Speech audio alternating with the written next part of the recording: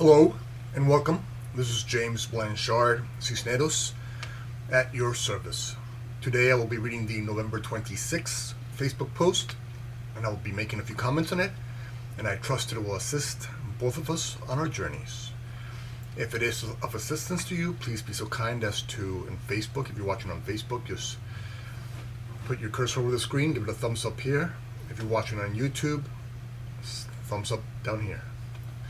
Thank you for that. It helps with the listing process. Here we go. You can feel alone, but you can't be alone. It is possible to feel alone. It is impossible to be alone. God is always with and within you. There is not a place or time where God is not. Free will allows you to place your focus on Him or on your loneliness. In the moment, that is your choice to make. God forever awaits you to return your focus to Him. Regardless of the journey you have taken or the dark alleys you may have traveled through, God waits for you with arms wide open that radiate everlasting love, patience, and peace. Today, allow His sun to rise once again in you, and in that holy light, stand holy, unafraid. Today, allow compassion, forgiveness, love, charity, and joy, all that in truth you are, to radiate from you. Today, allow God to raise you up from the shadows of the ego's lonely world, embrace you in His hand as a lantern in the dark, lift you up high for all to see, and share you as an example of the triumph of the soul.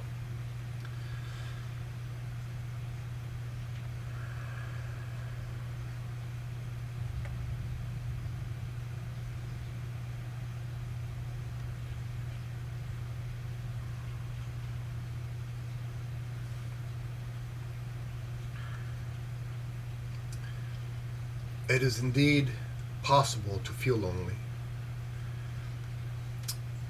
but it is impossible to be alone. We can't feel lonely because we have been programmed by the ego to believe ourselves to be this body. This body is separate from other bodies, and therefore if this body is not with other bodies, then it's alone. And that's the way the ego wants you to think. Because if you think the way the ego has programmed you to think, then you defend the ego and its thought system, and so the ego and its thought system get to survive. It does not really care how you interact with the rest of the world, as long as you protect it and its thought system as real. And part of its thought system is that you're a body. Now, most of us know that we're not just this. This comes from dust and returns to dust. We are eternal as our Creator. We are our Creator's expression. And its expression is love. And love, being an energy, cannot never be destroyed. It is everlasting. And so too are we. For we are this love. And so whenever we're buying into the illusion of loneliness, let us always do the opposite of what the ego is training us to do, or is programming us to do. So if the ego is programming you to believe in your loneliness, that you are this body, that you're separate from others, instead go within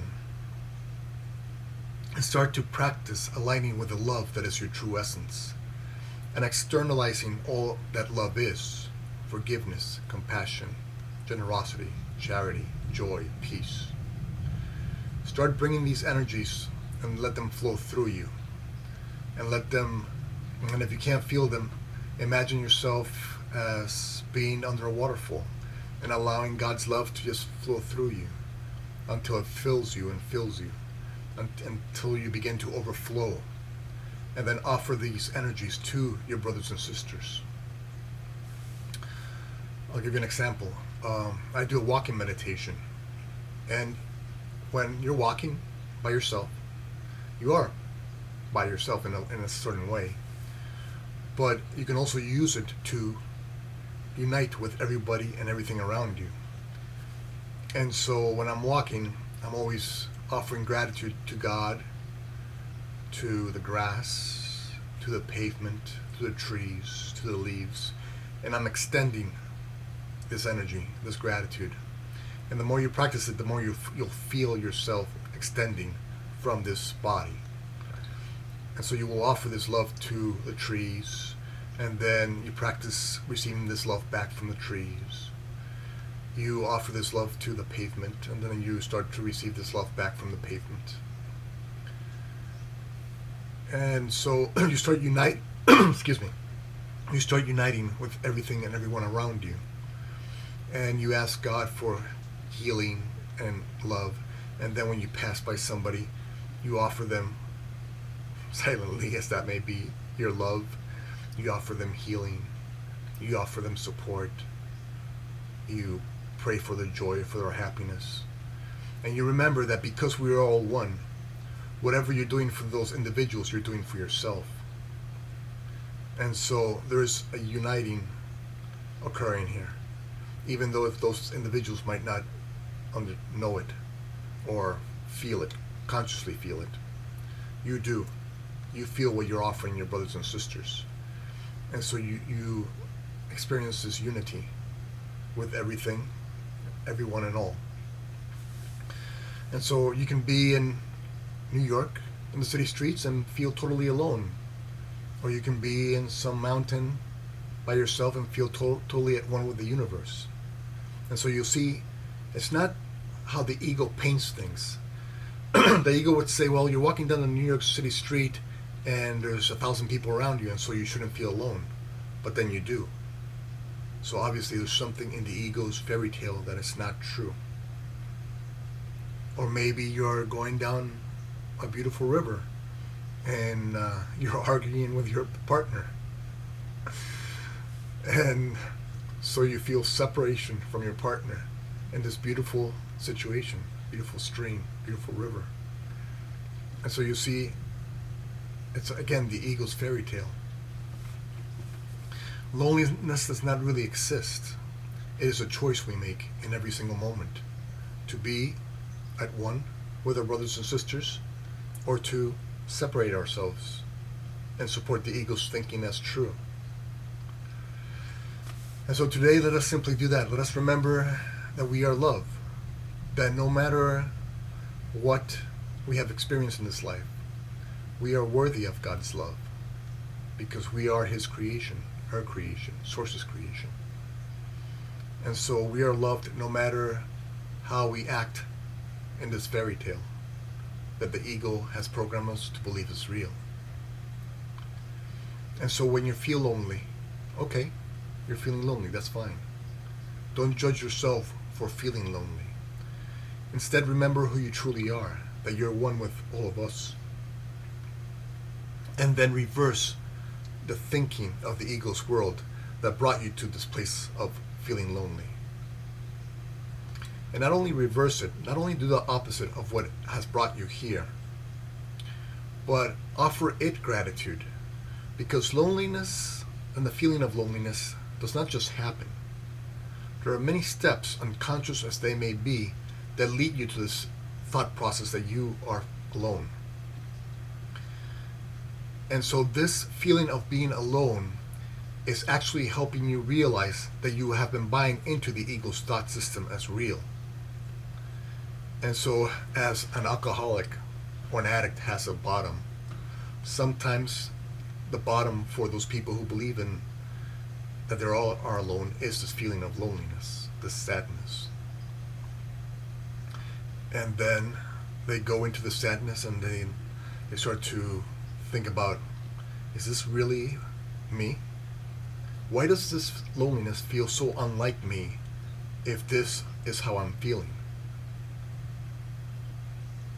If I'm feeling something, if I'm feeling this loneliness, but something inside of me tells me that I'm not alone, then why am I continuing to support this thought system of loneliness? Because the more we support it, the more we buy into the sadness, the whatever comes with loneliness,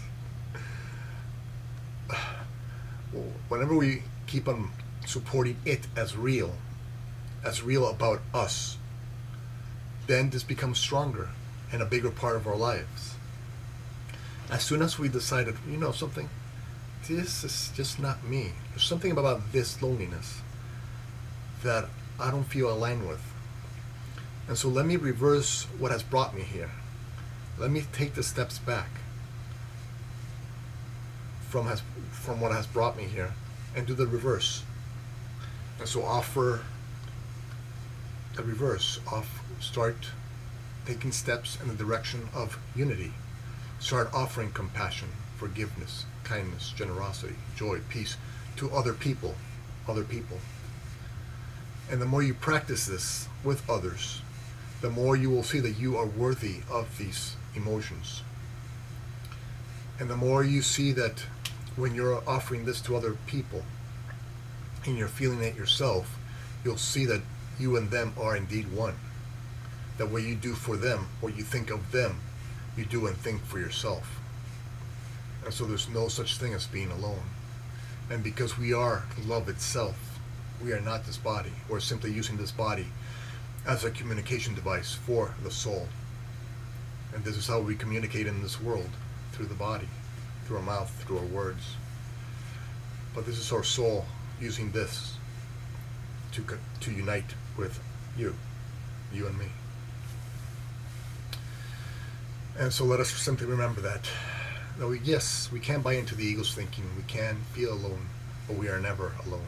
That is impossible. Love is all. God is love, and love is all. God is all. And all is connected. So these ideas of separation are not real.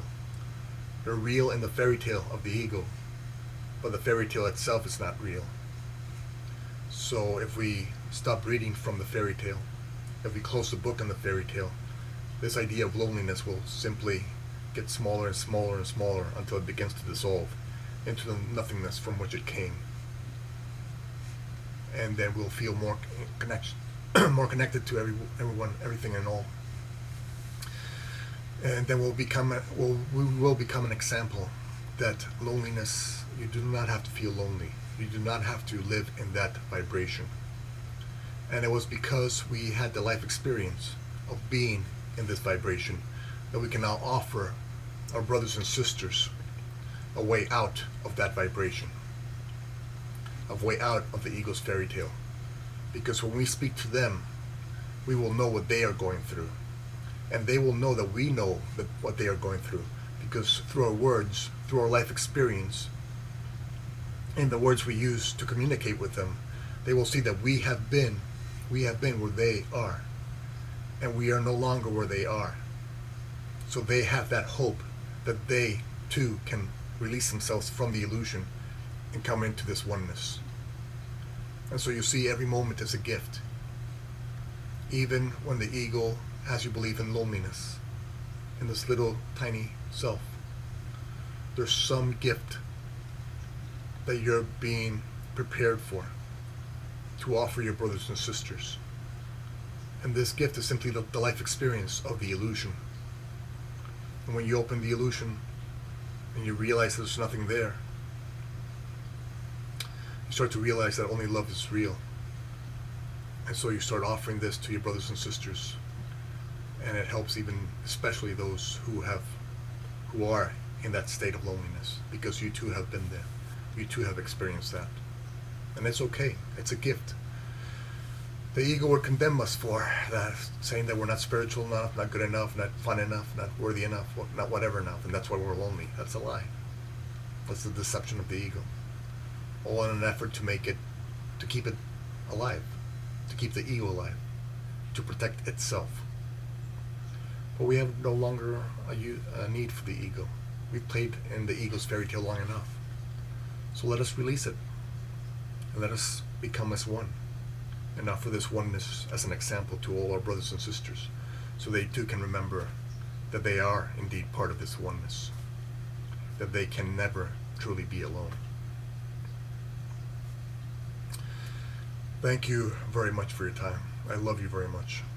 If you'd be so kind as to like, comment, or share this YouTube video, it would help with the listing process and it might help somebody find this video who can use the information. If you'd like to leave me a comment or a question, I would be delighted to try and offer a response. And if you can please subscribe to my YouTube channel, I would love to have you in that community. Again, thank you so much for your time. I love you very much, and God willing, we'll see each other tomorrow. Peace.